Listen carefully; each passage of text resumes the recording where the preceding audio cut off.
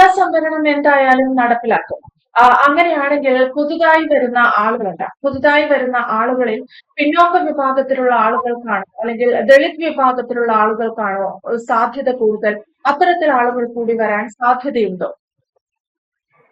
വളരെ ഗൗരവതരമായ ഒരു ചർച്ചയിലേക്കാണ് നമ്മൾ പോകുന്നത്. അപ്പൊ അതിന്റെ ഗൗരവം കുറയ്ക്കാൻ വേണ്ടി അല്ല, എളുപ്പം മനസ്സിലാകാൻ വേണ്ടി ഞാൻ ചോദ്യം തിരിച്ചു ചോദിക്കാം.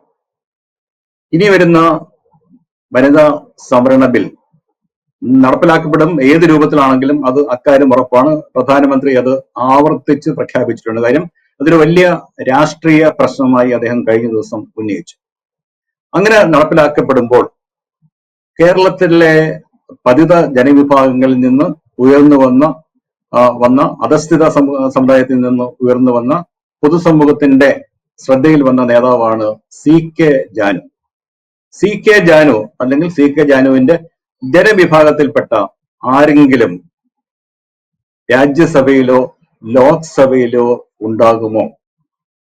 ഞാനത് ചോദിക്കാൻ കാരണം, മൻമോഹൻ സിംഗ് സർക്കാരിന്റെ കാലത്താണ് ആദ്യമായി വനിതാ സംവരണ ബിൽ ലോക്സഭയിൽ അവതരിപ്പിക്കപ്പെട്ടത്.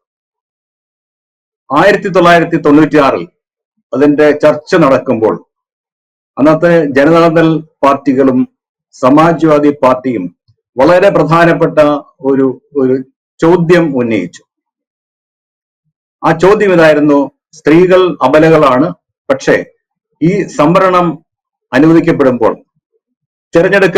ലോക്സഭയിലേക്ക് തിരഞ്ഞെടുക്കപ്പെടുന്ന ഈ സ്ത്രീകളിൽ ദളിതരുണ്ടാകുമോ, മറ്റു പിന്നാക്കക്കാരുണ്ടാകുമോ? അവരാവശ്യപ്പെട്ടത് അവർക്ക് വേണ്ടി പിന്നാക്കക്കാരായ ദളിതരായ സ്ത്രീകൾക്ക് ഉപസംവരണം വേണം എന്നാണ് അവർ ആവശ്യപ്പെട്ടത്. അത് അംഗീകരിക്കപ്പെട്ടില്ല. അന്ന് 96 ചർച്ചയിൽ പങ്കെടുത്തുകൊണ്ട് ശരദ് യാദവിന്റെ ഒരു പ്രസംഗം ഉണ്ടായിരുന്നു. അത് വലിയ വിവാദം ഉണ്ടാക്കി.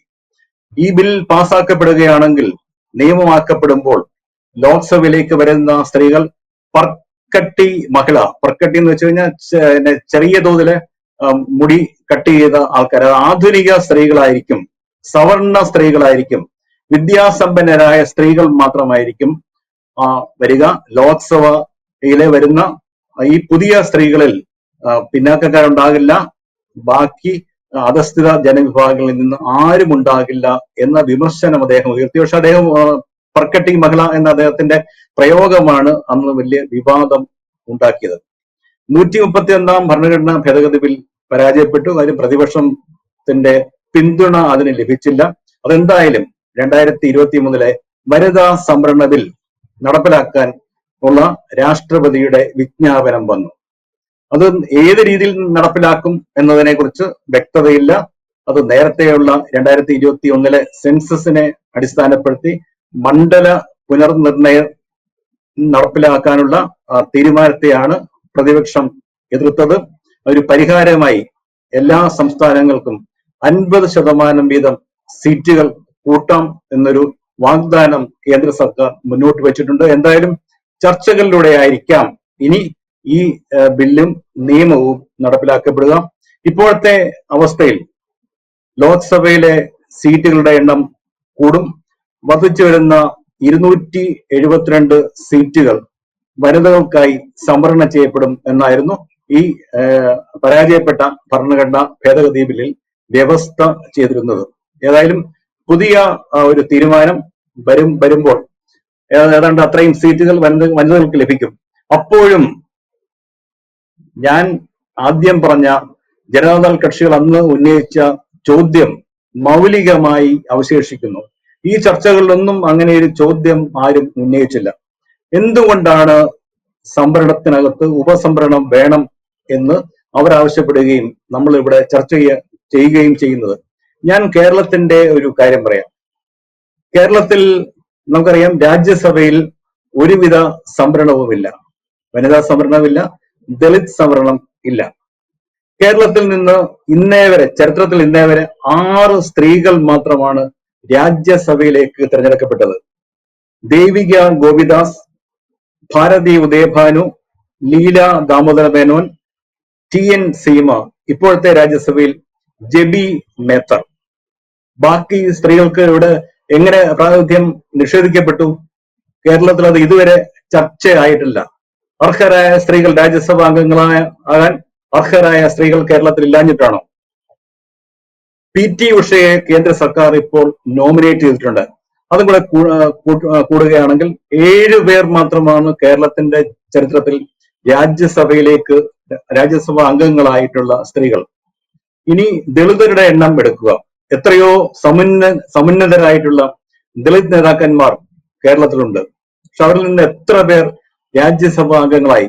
കാര്യം രാഷ്ട്രീയ പാർട്ടികളാണ് അവരെ തെരഞ്ഞെടുക്കേണ്ടത്, നോമിനേറ്റ് ചെയ്യേണ്ടത്. KK Madhavan, TKC Vaduthala, PK Kunjachan, ഏറ്റവും അവസാനം CPM-ൽ നിന്ന് K സോമപ്രസാദ്, 4 പേർ മാത്രമാണ്, 4 ദളിതർ മാത്രമാണ് രാജ്യസഭയിലേക്ക് ഇന്നേ വരെ കേരളത്തിൽ നിന്ന് തെരഞ്ഞെടുക്കപ്പെട്ടത്. കേരളം അത് ചർച്ച ചെയ്തിട്ടില്ല, ഗൗരവതരമായി ചർച്ച ചെയ്തിട്ടില്ല. ഇപ്പോൾ ചർച്ച ചെയ്യേണ്ട സമയമാണ്. ഇനി ലോക്സഭാ അംഗങ്ങളുടെ കാര്യം എടുക്കുക. ലോക്സഭയിലേക്ക് മത്സരിച്ച് ജയിച്ച 9 സ്ത്രീകൾ മാത്രമാണ് ചരിത്രത്തിൽ കേരളത്തിൽ ആകെ ഉള്ളത്. അത് ആനി മസ്രീൻ 1952 തിരുവനന്തപുരത്ത് നിന്ന് തെരഞ്ഞെടുക്കപ്പെട്ടു. സുശീല ഗോപാലൻ 3 തവണ ലോക്സഭാ അംഗമായി, ഭാർഗവി തങ്കപ്പൻ അടൂരിൽ നിന്നും, P Sathidevi, Savitri Lakshmanan, AK Premajam, CS Sujatha, PK Shrimati, ഏറ്റവും അവസാനം കഴിഞ്ഞ ലോക്സഭയിൽ രമ്യ ഹരിദാസ്. ഇങ്ങനെ 9 സ്ത്രീകൾ മാത്രമാണ് ലോക്സഭയിലേക്ക് തിരഞ്ഞെടുക്കപ്പെട്ടത്. 9 സ്ത്രീകൾ ലോക്സഭയിലേക്ക് തിരഞ്ഞെടുക്കപ്പെട്ടു. രമ്യ ഹരിദാസ് ലോക്സഭയിലേക്ക് തിരഞ്ഞെടുക്കപ്പെട്ട് സംവരണ മണ്ഡലത്തിൽ നിന്നാണ്. ലോക്സഭയിലേക്ക് സംവരണമുണ്ട്. പക്ഷെ ഈ വനിതാ സംവരണ ബില്ലിൽ വർദ്ധിപ്പിക്കുന്ന സീറ്റുകളിൽ സംവരണമുണ്ടോ, ആ വ്യവസ്ഥയെ കുറിച്ച് ആരും ചർച്ച ചെയ്യുന്നില്ല.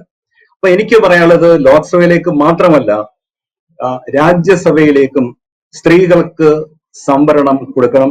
അത് അത്യാവശ്യമാണ്, അനിവാര്യമാണ്. സംവരണം മാത്രമല്ല, ഞാൻ നേരത്തെ പറഞ്ഞതുകൊണ്ട് ദളിതർക്കും മറ്റ് പിന്നാക്ക ജനവിഭാഗങ്ങൾക്കും അതിൽ ഉപസംവരണം കൊടുക്കണം. അതിന് ചില ഭരണഘടനയുടെ ആർട്ടിക്കിൾ 80 ഭേദഗതി ചെയ്യേണ്ടതുണ്ട്. കാരണം ആനുപാതിക പ്രാതിനിധ്യം അനുസരിച്ചാണ്, നേരിട്ടല്ലാത്ത തെരഞ്ഞെടുപ്പാണ് രാജ്യസഭയിലേക്കുള്ളത്. ലെജിസ്ലേറ്റീവ് കൗൺസിലേക്കും അങ്ങനെയാണ്. അതുകൊണ്ട് ഇത് ഭരണഘടന ഇതേപോലെ തന്നെ ആർട്ടിക്കിൾ 80 ഒരു ഭേദഗതി വരുത്തേണ്ട ആവശ്യമുണ്ട്.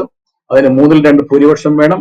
50% നിയമസഭകളും രാജ്യസഭയിൽ സ്ത്രീകളുടെ സീറ്റുകൾ അല്ലെങ്കിൽ സ്ത്രീകൾക്ക് സംവരണം കൊടുക്കണമെങ്കിൽ, ഉപസംവരണം വേണമെങ്കിൽ ഈ കടമ്പ് കൂടി കടന്നാണ് പോകേണ്ടത്. പക്ഷെ ഇത് അനിവാര്യമാണ്. പക്ഷെ ഇതിനൊന്നും കാത്തു നിൽക്കാതെ ചെയ്യേണ്ട കാര്യം രാഷ്ട്രീയ പാർട്ടികൾക്ക് സുഗമമായി ചെയ്യാം. ലോകത്തെ ഏറ്റവും കൂടുതൽ വനിതാ വോട്ടർമാരുള്ള രാജ്യം ഇന്ത്യയാണ്.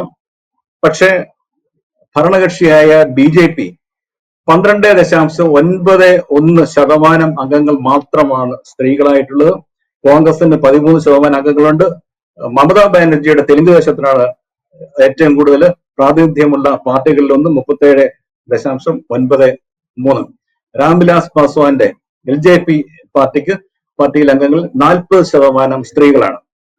ഇവർക്ക് ഈ നിയമനിർമ്മാണത്തിനൊന്നും കാത്തു നിൽക്കാതെ സ്ത്രീകളെ ലോക്സഭയിലേക്ക്, അടുത്ത ലോക്സഭാ തെരഞ്ഞെടുപ്പിൽ അല്ലെങ്കിൽ ഇനി വരുന്ന സംസ്ഥാന നിയമസഭാ തെരഞ്ഞെടുപ്പിൽ സ്ത്രീകൾക്ക് അർഹമായ പ്രാതിനിധ്യം കൊടുക്കാം.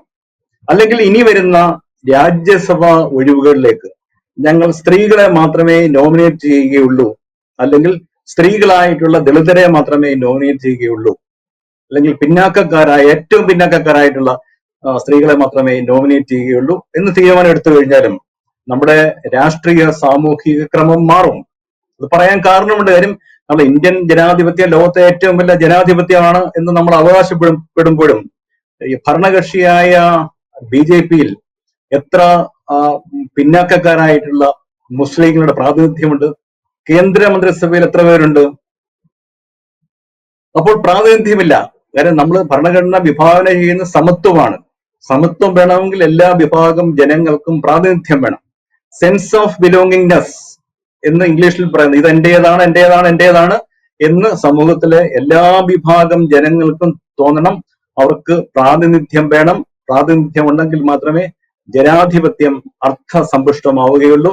അതുകൊണ്ട് ലോക്സഭയിലേക്ക് വനിതാ സംവരണം നടപ്പിലാക്കപ്പെടുമ്പോൾ സ്ത്രീകൾക്ക് സംവരണം കൊടുക്കുമ്പോൾ സ്ത്രീകളിൽ തന്നെ ഏറ്റവും പിന്നോക്കക്കാരായിട്ടുള്ള ദളിതർക്കും പിന്നോക്കക്കാർക്കും ഉപസംവരണം വേണം. രാജ്യസഭയിലും ഇതേപോലെ തന്നെ സംവരണം നടപ്പിലാക്കണം എന്നാണ് എനിക്ക് പറയാനുള്ളത്.